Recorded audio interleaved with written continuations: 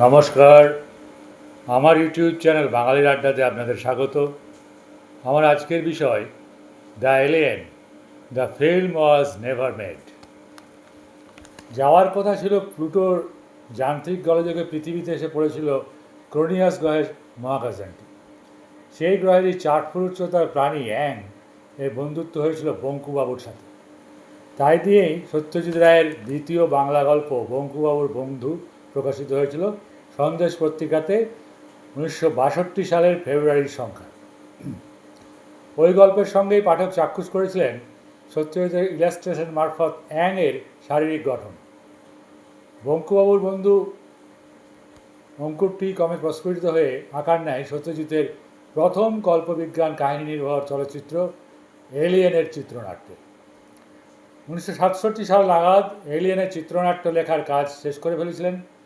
খেরোর খাতায় এক কোণে লেখা ছিল চিত্রনাট্য শেষ করার তারিখ 24/2/1967।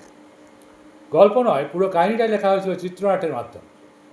এলিয়েনের মূল শ্বাসটুকু অনেকটা এইরকম: স্বার্থপর ব্যবসায়ী গগনলাল বাজারিয়া অর্থ ছাড়া আর কিছু বোঝেন না। গ্রাম বাংলায় এসেছেন জলধারার খোঁড়ার কাজে, সঙ্গে এসেছেন জো ডেভলিন নামে এক মার্কিন ইঞ্জিনিয়ারকে। সেই গ্রামে উপস্থিত হয়েছিলেন বিজ্ঞানমনস্ক সাংবাদিক মোহন। উদ্দেশ্য গ্রাম জীবন পর্যবেক্ষণ করে একটি প্রতিবেদন লেখা। এই পরিস্থিতিতেই গ্রামের পদ্মপুকুরে অবতীর্ণ হয় ভিন গ্রহের মহাকাশযান। পৃথিবী থেকে পরীক্ষার জন্য নানা ধরনের কিছু নমুনা সংগ্রহ করে নিয়ে যাওয়াই তাদের উদ্দেশ্য। পৃথিবীতে অবতরণের পর ভিন্ন গ্রহবাসীর মানসিক সংযোগ বা বন্ধুত্ব হয় একমাত্র গ্রামেরই এক অনাথ শিশু হাওয়ার সঙ্গে। গরিব অভুক্ত হাওয়া ছিল সমসাময়িক অর্থনৈতিক ও সামাজিক অবস্থার শিকার।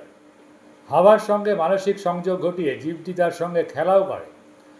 মহাকাশযানটি দর্শনের পর বাজরিয়া, ডেভলিন, মোহন ও গ্রামবাসীদের বিচিত্র ভিন্ন চিন্তাধারার প্রতিক্রিয়াও দেখা যেত ছবিটিতে।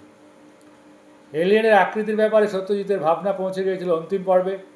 চিত্রনাট্যের সঙ্গে মহাকাশযান ও এলিয়েন অর্থাৎ অজানা গ্রহবাসী বিষয়ে অসংখ্য স্কেচ করে রেখেছিলেন সত্যজিৎ রায়। এলিয়েন দেখতে ছিল খর্বকায়, খেতে না পাওয়া উদ্বাস্তু বালকের মতো। শরীরের তুলনায় কিঞ্চিত বড় মাপের মাথা, কোটরাগত গাল, ছোট মুখ, ছোট নাক আর কান, শীর্ণকায় শরীরের সঙ্গে হাড় জিরজিরে হাত পা। ছেলেটা মেয়ে বোঝা না গেলেও তার শরীর থেকে ছড়িয়ে পড়ে এক অপার্থিব স্বর্গীয় দ্যুতি, যা দেখে বোঝা যায় না সত্যজিতের বিশ্বখ্যাত জীবনীকার মারি সেটন এলিয়েনের আকৃতি ও কার্যক্ষমতার বিষয়ে লিখেছিলেন। চরিত্রটি সত্যজিতের চিত্রনাট্যের খাতায় পুঙ্খানুপুঙ্খভাবে সচিত্র উল্লেখ ছিল।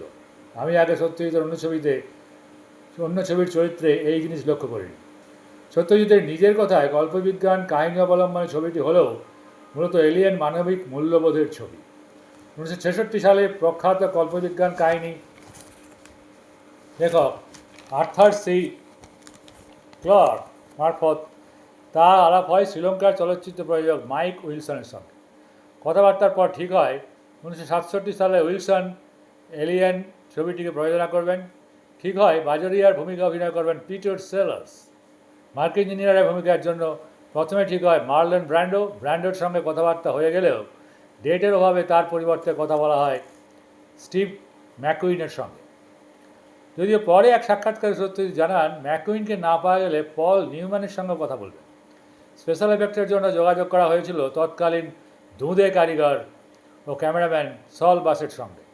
কথা ছিল ইংরেজি নাম এলিয়েন হলেও ভারতীয় সংস্করণের নাম হবে অবতার। পরবর্তী 1-1.5 বছরেই প্রচুর জলগলা হয়। ঠিক হয় উইলসন ছবিটি প্রযোজনা করবেন কলম্বিয়া পিকচার্সের ব্যানারে। কলম্বিয়া সত্যজিৎ জানিয়েছিল উইলসনের সঙ্গে নয়, আমরা নিজেরাই ছবিটি প্রযোজনা করতে ইচ্ছুক। ইতিমধ্যে ঠিকও হয়ে গিয়েছিল। 1968 সালে জানুয়ারি মাসের গোড়ায় বোলপুরের কাছে এক গ্রামে শুটিংয়ের কাজ শুরু হয়ে যাবে, কিন্তু কলম্বিয়া রাজি হলো মাইক উইলসনের একগুঁয়েমির কারণে শুরু হতে পারেনি এলিয়েনের শুটিং। এখন 1981 সালে স্পিলবার্গ এ বয়েজ লাইভ নামে একটি ছবি করতে শুরু করেন। পরবর্তী সময়ে ছবিটির নাম বদলে রাখেন এক্সট্রা টেরিস্টেরিয়াল, সংক্ষেপে ইটি। 1982 সালে ভেনিস আন্তর্জাতিক চলচ্চিত্র উৎসবে ইটি প্রথম দেখানো হয়। উৎসবে উপস্থিত ছিলেন সস্ত্রীক সত্যজিৎ রায়। ছবিটি দেখেই চমকে উঠেছিলেন সত্যজিৎ রায়, দুঃখ পেয়েছিলেন বিজয়া রায়। একথা বলাই যেতে পারে যে বিজয়া রায় এবং সত্যজিৎ রায় এই দুজনেই এই ছবিটি দেখেই যথেষ্ট বিস্মিত হয়েছে। কেন হয়েছিলেন সে কথাই আছে। সত্যজিৎ বলেছিলেন যে আমার এলিয়েন চিত্রনাট্য থেকে অনেক দৃশ্য, ছবির মূল সুর বা ভাবনা, এমন অনেক আইডিয়াই তুলে নেওয়া হয়েছে, অথচ চুরি এটাকে বলা যাবে না, কারণ প্রমাণ করা খুব মুশকিল। এ বিষয়ে সত্যজিৎ স্পিলবার্গের সাক্ষাৎকার হয়নি কখনো। এলিয়েনের সঙ্গে ক্লোজ এনকাউন্টার এবং ইটির আশ্চর্য রকম মিল প্রসঙ্গে স্পিলবার্গ গুরুত্ব দিয়েছিলেন। আমি কি করে সত্যজিতের চিত্রনাট্যের কথা জানবো বা হাতে পাবো? 1967-68 সালে আমি তো স্কুলের ছাত্র। সত্যজিৎ সব দেখে শুনে নীরব থাকতেই চেয়েছেন। তাছাড়া উনি জানতেন বিষয়টি আন্তর্জাতিক আদালতের ব্যাপার, এত সহজে আইনের মীমাংসা হবে না। তবুও আইনের আশ্রয় নেওয়ার ব্যাপারে অনেকেই পরামর্শ দিতে চেয়েছিলেন। কলম্বিয়া ইউনিভার্সিটির সাংবাদিকতা বিভাগের ছাত্র অসীম ছাবড়ার এক বন্ধু মারফত হাতে পান সত্যজিতের কলম্বিয়াকে দেওয়া এলিয়েনের চিত্রনাট্যের একটি মিমিওগ্রাফ কপি। সময়টা 1983 সাল। উনিও বুঝতে পারেন এলিয়েনের চিত্রনাট্য ছাড়া স্পিলবার্গ শুধু ইটি নয়, ক্লোজ এনকাউন্টারও ছবিটিও বানাতে পারতেন না। অসীম আর্থার সি ক্লার্ক ও সত্যজিতের সঙ্গে যোগাযোগ করে মার্কিন সংবাদপত্রে একটি প্রবন্ধ লেখেন। গোটা বিশ্বে এই সময় হইচই পড়ে যায়। দ্য এলিয়েন অধ্যায়ে এলিয়েন ছবির চিত্রনাট্যের প্রাথমিক খসড়া, মূল চিত্রনাট্য নোটবুক, সাক্ষাৎকার ছাড়াও এই ছবিটি নিয়ে সত্যজিতের লেখা বিশেষ প্রবন্ধ এবং অমিতা মালিক ও অসীম ছাবড়ার প্রতিবেদন এখন শুধু প্রতীক্ষায় এলিয়েন নিয়ে কোনো বিতর্ক সৃষ্টি হয় কি না। বিতর্ক তো সৃষ্টি হয়েছিল, এখন আর কিছু নেই, কারণ স্টিফেন স্পিলবার্গ ইটি তৈরি করে ফেলেছেন, যেটা যে ধরনের ছবি তৈরি করার কথা ছিল সত্যজিৎ রায়ের, তিনি সেটা করতে পারেননি, কারণ চিত্রনাট্যটি চুরি হয়ে গিয়েছিল।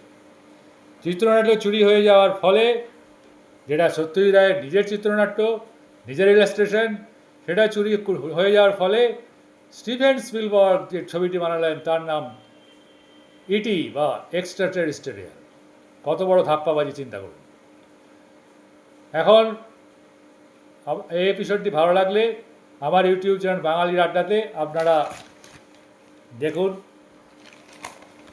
Alien, that film was never made.